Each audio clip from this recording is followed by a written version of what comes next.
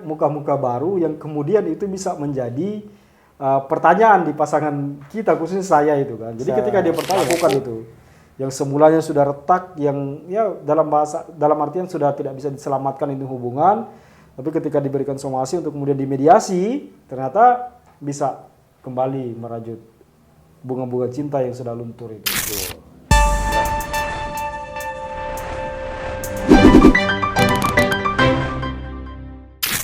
Oke, selamat datang di podcast Ruang Bicara, berbicara berbagai hal yang sifatnya edukatif dan inspiratif, teman-teman.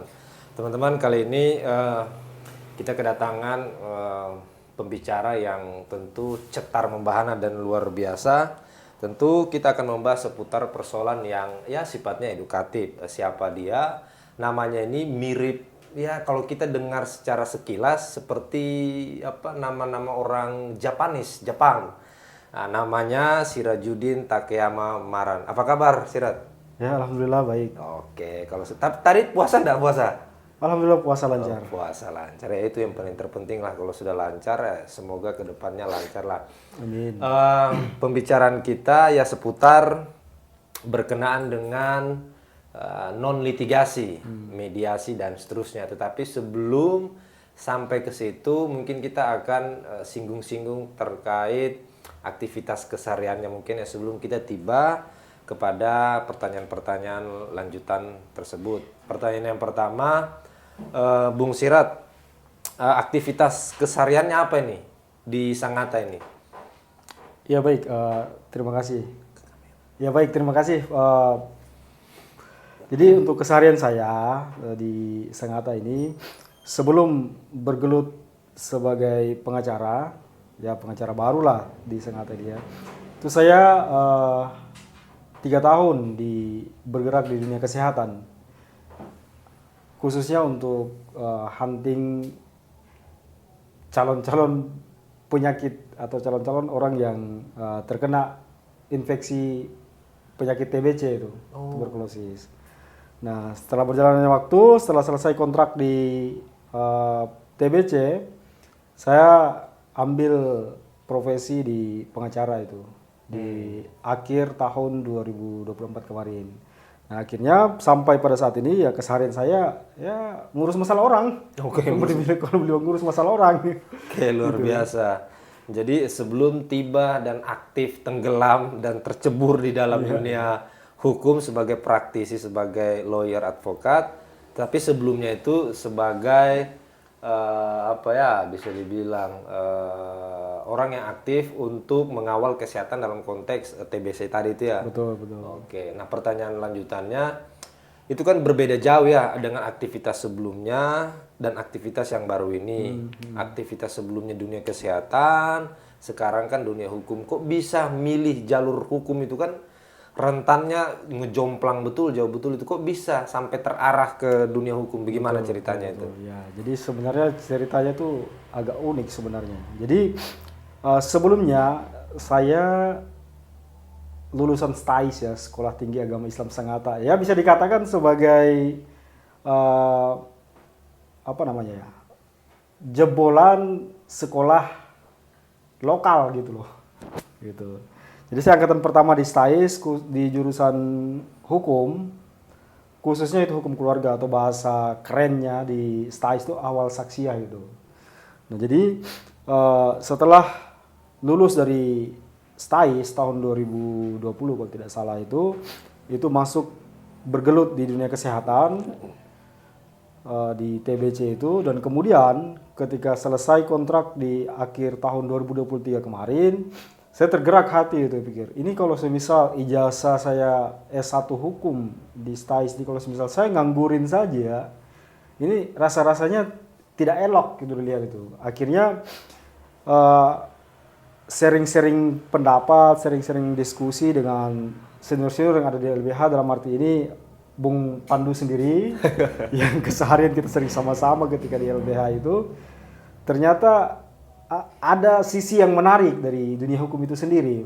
Nah, akhirnya pada tahun 2024 itu saya memilih untuk mau melanjutkan profesi saya sebagai praktisi hukum, dalam artian di bidang pengacara gitu. Akhirnya tahun 2024 itu kebetulan ada dibuka PKPA itu, Pradisai di Samarinda. Akhirnya saya bersama teman-teman angkatan pertama di STAIS itu, ada Afwa, ada Faisal bin Ismail ya, ada Jamal Asis, ada Isdar, terus siapa lagi namanya? Siapa? Pak Tri ya, Pak Tri Suseno. Oke. Sorry, mohon maaf, Pak Tri Suseno. Ini beliau ini salah satu inspirasi saya juga. Mahasiswa tertua di kelas kami dan semangatnya paling muda dia. Jadi beliau ini yang menjadi salah satu inspirasi bagi kami juga untuk kemudian sama-sama terjun ke dunia pengacara ini. Jadi seperti itu garis besarnya kenapa sehingga saya akhirnya mau kembali dan terjun ke dunia hukum itu. Oke, luar biasa. Berarti bisa dikata bahwa Sekolah Tinggi Agama Islam Sangatta mampu juga mencetak para alumninya untuk terlibat aktif dalam dunia praktisi hukum itu. Betul. Luar biasa. Jadi ini sebagai kredit point juga, standing point kepada mungkin nantinya junior-junior yang mau mengikuti jejak langkah para seniornya aktif dalam dunia hukum, dalam hal ini pengacara. Betul. Berikutnya Bung Sirat, tentu kan memilih karir sebagai seorang pengacara kan butuh pendalaman, butuh renungan yang dalam lah, karena pasti sentuhan dan vibes-nya begitu berbeda. Betul. Pertanyaan saya, mungkin kita masuk kerja-kerja pengacara itu kan ada di dalam persidangan. Ada nggak kerja-kerja pengacara itu, advokat itu di luar persidangan itu? Kalau memang ada, seperti apa bisa digambarkan yang komunikasi sederhana lah biar bisa teman-teman bisa mendengarnya lah, bagaimana? Oke, baik. Ini terkait dengan profesi pengacara ini ya. Jadi sebelum berangkat masuk sebagai praktisi hukum khususnya di dunia pengacara ini sebenarnya saya juga kurang paham gitu kan. Sebelum akhirnya melangkah ke sini itu kurang paham terkait dengan apa sih pengacara itu sebenarnya. Tugasnya di pengadilan hanya untuk membela yang salah gitu kan. Sudah tahu orang salah kok dibela gitu kan. Itu pandangan saya sebelum saya terjun ke dunia pengacara gitu kan. Nah, ketika akhirnya saya masuk bagian daripada pengacara itu sendiri, bagian dari praktisi hukum dunia pengacara, ternyata ada hal-hal menarik yang bisa kita dapatkan di dunia pengacara itu. Ternyata sebagai seorang pengacara itu tidak melulu hanya berbicara di dalam persidangan, dalam bahasa kerennya teman-teman pengacara, litigasi itu tidak hanya seputar kita berkomunikasi atau berkegiatan atau bekerja di dalam lingkup persidangan, baik itu di pengadilan negeri, pengadilan agama, atau pengadilan tata usaha negara, atau arbitrase dan lain-lain itu. Ternyata ada hal-hal lain yang bisa dikerja dan dikejar oleh pengacara itu sendiri. Seperti bahasa kerennya dia bilang non-litigasi itu. Penyelesaian perkara-perkara di luar daripada pengadilan itu sendiri. Nah, salah satunya apa contohnya itu ketika yang saat ini yang kami sedang tangani sama-sama bersama teman-teman dari LBH Masyarakat Kutai Timur, itu kita sedang ada pendampingan yang namanya salah satu anak siswa di salah satu sekolah di Kabupaten Kutai Timur namanya Sangatta, itu dikeluarkan dengan tanpa melalui prosedur yang jelas. Nah, oleh sebab itu anak dari orang tuanya ini atau wali dari si anak ini datang ke LBH Masyarakat Kutai Timur untuk meminta pendampingan. Nah, itu kita dampingi itu. Ini bagian daripada praktik-praktik non-litigasi itu atau praktik-praktik penyelesaian perkara di luar peradilan. Jadi langkah yang kita ambil, kita mediasi di tingkat sekolah, mempertemukan sekolah dengan si anak atau orang tua atau wali dari si anak. Selepas itu kita juga lanjut mediasi karena tidak ada titik temu di tingkat sekolah, kita lanjut mediasi ke kepolisian dan kemudian nanti mungkin ada langkah-langkah lain karena di tingkat kepolisian juga kita tidak ada titik temu itu. Nah, selain daripada permasalahan yang konkret seperti itu, ada juga persoalan-persoalan lain yang bisa dijawab oleh pengacara itu sendiri. Seperti apa contohnya? Itu adalah teman-teman di LBH atau maupun kantor-kantor hukum yang dibuka masing-masing oleh pengacara-pengacara yang tergabung dalam LBH Kutai Timur ini, Masyarakat Kutai Timur. itu kita membuka komunikasi atau konsultasi hukum gratis lah. Jadi siapapun itu bisa bertanya persoalan yang dihadapi di bidang hukum, entah itu mau perceraian dalam rumah tangga atau hal-hal yang berhadapan dengan pidana atau perdata dan lain-lain, itu bisa berkonsultasi dengan kita yang kemudian bisa melalui nomor WhatsApp yang sudah kita sebar di media sosial, atau bisa datang langsung ke kantor pribadi, atau kemudian bisa datang langsung ke Lembaga Bantuan Masyarakat Hukum, Lembaga Bantuan Hukum Masyarakat Kutai Timur itu sendiri. Oke, menarik apa yang kemudian disampaikan oleh Bung Sirat berkenaan dengan kerja-kerja advokat di luar persidangan. Pertanyaan saya lanjutan tadi sudah disinggung bahwa ada kantor-kantor pengacara. Jadi saya ingin menyinggung, apakah Bung Sirat sudah membangun kantor hukumnya sendiri? Kalaupun memang sudah dibangun, kira-kira manajemen kerjanya itu bagaimana? Kenapa perlu saya tanyakan? Karena mungkin bagi teman-teman yang ingin tertarik, ingin membuka kantor hukum, kira-kira kita ingin intip nih cara-cara dan manajemen dalam pelayanan hukum dalam konteks kantor hukum pribadi itu bagaimana? Silakan Bung Sirat, karena kan Bung Sirat juga tergabung di LBH, terus juga ada kantor pengacara. Ini kan dua hal ini. Betul. Sehingga kemudian satu dengan yang lain harus tersinkronisasi. Bagaimana cara untuk mengorkestrasi supaya ini tidak saling ditinggalkan? Bagaimana caranya itu? Baik.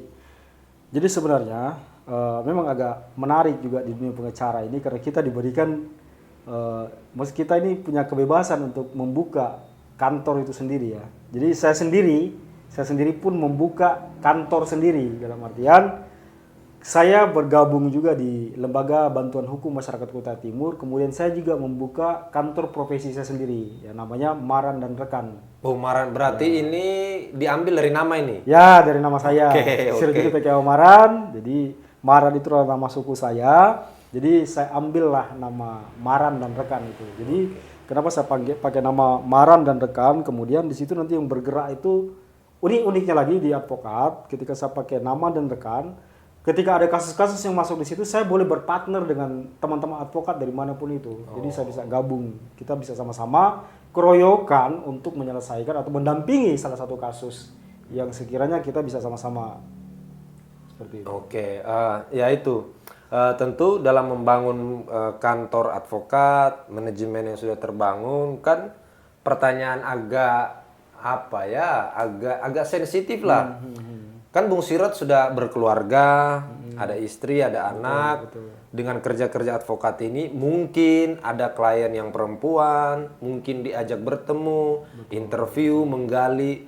Pernah nggak misalnya istrinya komplain, oh kok ketemu orang terus, kok keluar malam terus, ini di WhatsApp-nya kok cewek-cewek terus, setiap malam berWhatsApp-WhatsAppan. Nah itu bagaimana cara memberitahukan dan menyesuaikan dengan keadaan kerja hari ini, bagaimana itu? Betul. Nah ini juga hal yang unik dan menarik itu sebagai pengacara yang kemudian sudah berkeluarga.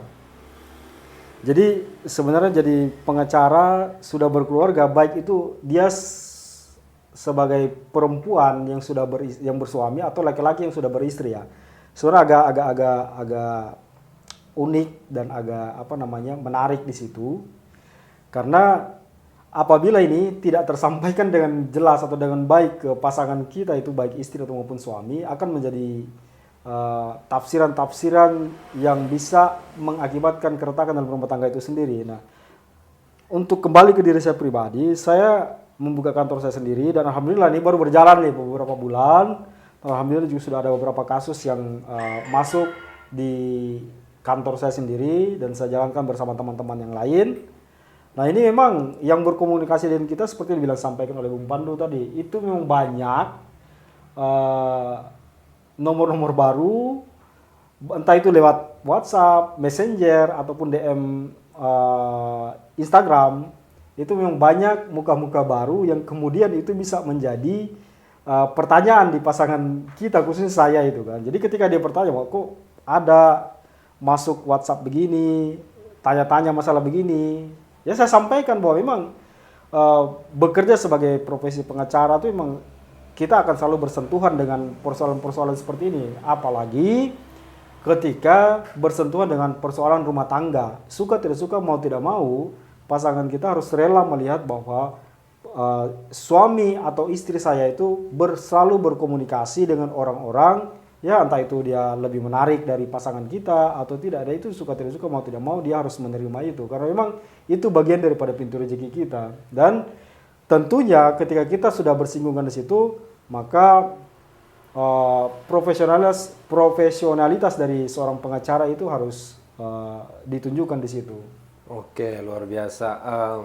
Banyak sudah yang kita singgung di dalam pembicaraan ini, tapi saya ingin diberikan satu contoh lah, tapi tidak usah disebutkan nama, ya secara umum aja spesifik terkait peristiwanya. Dari penyampaian berkenaan dengan non litigasi, musyawarah atau penyelesaian di luar pengadilan, adakah yang berhasil? Kalau ada yang berhasil, kira-kira peristiwanya itu apa itu? Bisa diceritakan itu? Nah baik, kalau untuk yang non litigasi ya, kalau non litigasi ini sebenarnya ada, kalau untuk di saya pribadi sudah ada yang berhasil itu. Jadi beberapa hari yang lalu itu ada klien saya datang ke saya nih, minta untuk kemudian disomasikanlah pasangannya, karena memang dari pandangan mereka bahwa ini pasangannya ini sudah tidak lagi memperhatikan dia, ya kalau bahasa-bahasa percintanya sudah mulai luntur lah, bunga-bunga cinta itu kan. Kemudian meminta ke saya memberikan peringatan atau somasi, itu di bahasa disebut dan bilang somasi kan, atau peringatan itu ke suaminya itu, pasangannya lah. Nah, saya berikan somasi, datang kemudian keesokan harinya kita duduk melingkar bersama itu. Kita duduk melingkar bersama, kita ngomong panjang kali lebar terkait dengan persoalan-persoalan yang mereka hadapi. Dan di akhir cerita saya berpesan, boleh ambil jalan pisah atau jalan untuk masing-masing, tetapi harus dipikirkan matang-matang, kemudian harus dilihat baik buruknya, akibat-akibat daripada ambil jalan perpisahan itu sendiri. Nah, kalau memang itu sudah diambil, silakan hubungi saya jika memang ada yang perlu diminta bantuan gitu kan. Nah, setelah itu mereka pulang, selang 1 atau 2 hari kemudian ditanyalah, bagaimana, apakah ada dihubungi lagi? Nah, saya sampaikan bahwa tidak ada kabar sudah nih. Jadi saya pikir sudah, ya mungkin lagi masih berdiskusi atau apapun itu. Kemudian yang bersangkutan sampaikan lagi bahwa kita sudah baikan, tidak jadi melangkah ke ranah selanjutnya. Dalam artian melangkah ke jenjang-jenjang, ya untuk jalan masing-masing lah gitu. Jadi ceritanya mereka sudah damai nih. Nah, jadi alhamdulillah bahwa dari proses non litigasi itu ada yang sudah berhasil yang saya lakukan itu. Yang semulanya sudah retak, yang ya dalam artian sudah tidak bisa diselamatkan itu hubungan, tapi ketika diberikan somasi untuk kemudian dimediasi, ternyata bisa kembali merajut bunga-bunga cinta yang sudah luntur itu. Berarti luar biasa ya, berarti dengan persoalan yang ada ternyata mereka rukun kembali ya, rukun kembali rumah tangganya. Oke. Berkenaan dan berbicara pada persoalan kantor hukum, manajemen hukum, dan kisah-kisah yang ada di dalamnya, kira-kira perlu tidak kantor-kantor hukum itu dibangun melibatkan teknologi, melibatkan sosial media untuk membangun satu branding kantor hukumnya, ataukah kita tidak perlu, toh kita jalan saja, atau hal-hal itu membantu kita untuk meningkatkan kinerja kita, performa, sehingga orang mengetahui kerja-kerja kita dan kemudian ingin diajak kerjasamakan. Perlu tidak teknologi dalam dunia media sosial itu? Betul. Baik. Jadi saat ini kan kita pada zaman gadget ya, zamannya media sosial. Jadi berprofesi sebagai pengacara ini, ketika kalau kita hubungkan dengan media sosial, itu sangat mempengaruhi sekali. Jadi saya ambil contoh saja di dunia saya ya, sebagai pengacara dan membuka kantor baru, memang belum seumuran jagung lah gitu, masih seusia jagung gitu. Jadi masih singkat banget. Saya dirikan di awal Januari, baru sekarang ada masuk jalan 3 bulan itu. Nah, tanpa promosi lewat media sosial, saya tidak akan bisa mendapatkan kasus-kasus, ya walaupun belum sampai 10, setidaknya ada kasus-kasus yang sampai ke saya itu. Nah, jadi media sosial itu sangat-sangat perlu sekali. Nah, maka ketika pengacara membuka firma hukum atau kantor hukumnya itu sendiri, maka kita dituntut untuk mandiri, untuk kemudian bisa mempromosikan, memanajemen semua persoalan-persoalan yang berkaitan dengan kantor hukum yang kita bangun itu. Ya salah satunya promosi di media sosial. Nah, saya sendiri di Maran dan kantor hukum Maran dan rekan ini, saya memang secara kasar bahwa saya mempromosikan itu di Facebook saya pribadi atau Facebook kantor hukum saya, Advokat Maran dan rekan, atau di Instagram saya. Nah, itu entah itu video-video terkait dengan edukasi-edukasi hukum, atau video-video terkait dengan adagium hukum, atau video-video tentang aktivitas saya sebagai seorang pengacara, itu saya lampirkan atau saya share di media sosial. Nah, itu hal-hal itu ketika saya sampaikan ternyata ada yang menangkap dan menghubungi saya untuk berkonsultasi atau minta bantuan pendampingan dan lain-lain. Nah, itu sederhananya bahwa pengacara itu sangat terbantukan sekali dengan adanya dunia digital ini. Berarti sangat memiliki peran besar ya dunia digital itu. Oke, menarik kalau kita berbicara pada persoalan manajemen kantor, hal-hal apa saja yang kemudian harus dipersiapkan dan bagaimana kita melihat ke depannya seperti apa dan seterusnya. Kira-kira nih, ketika berbicara pada persoalan hukum, berbicara pada persoalan non-litigasi, haruskah seorang pengacara itu di dalam melihat satu peristiwa, perlukah upaya-upaya mediasi, upaya-upaya non-litigasi, atau tidak perlu, kita langsung hajar saja sudah ke proses kepersidangan, atau seperti apa itu, melihat keadaan seperti itu? Baik, ini menarik nih. Jadi pengacara itu dalam istilah-istilah hukum itu, pengacara itu salah satu orang yang mampu melihat persoalan itu sedetail mungkin. Nah, olehnya itu menjadi seorang pengacara ketika ada yang datang berkonsultasi atau minta pendampingan dan segala macam, sebelum kita melangkah lebih jauh ke dunia pengadilan atau ke pengadilan itu sendiri atau ke kepolisian itu sendiri, ada langkah-langkah setidaknya sebelum melangkah ke sana itu kita tempuh itu. Ada yang namanya mediasi. Jadi sebelum kita mengarahkan ke sana, kita mengarahkan dulu langkah-langkah mediasi nih. Nah, mediasi-mediasi ini perlu kita sarankan kepada klien-klien kita yang berkonsultasi dengan kita atau minta pendampingan ke kita, agar supaya ketika ada penyelesaian di tingkat mediasi itu sendiri, maka berhasillah salah satu kegiatan non-litigasi kita. Tetapi kalau semisal tidak ada kegiatan yang berhasil dalam tingkat mediasi itu, kita arahkan atau kita sarankan untuk kemudian kita melangkah ke pengadilan. Makanya itu sederhananya menjadi seorang pengacara, sebelum membawa klien kita ke pengadilan, kita coba tempuh penyelesaian itu di luar daripada peradilan itu sendiri atau disebut non-litigasi itu. Oke, baik. Teman-teman, tentu nanti kita akan ketemu di topik-topik selanjutnya pada kasus atau isu-isu hukum selanjutnya. Ini sebagai bentuk perkenalan. Tetapi sebelum sampai ke situ, saya meminta spirit lah, kalimat-kalimat penyemangat untuk menutup video ini. Silakan, bagaimana? Oke, baik. Untuk ini statement ya, closing statement ini. Jadi karena saya ini background saya ini adalah jebolan sekolah daerah, dalam hal ini sekolah Kutai Timur yang ada di Sangatta, Sekolah Tinggi Agama Islam Sangatta. Dan memang kalau secara keilmuan, karena kita ini angkatan pertama, saya ini angkatan pertama, ya bahasa bercandaan kami di angkatan pertama itu, kami adalah jurusan coba-coba, angkatan coba-coba, dan mata kuliah coba-coba. Dan alhamdulillah bisa tembus sebagai pengacara begini. Maka satu prinsip yang saya pegang, kita boleh kalah dalam ilmu pengetahuan, tetapi kita jangan sampai kalah dalam mental. Baik, terima kasih teman-teman. Kita akan berjumpa di video selanjutnya. Terima kasih.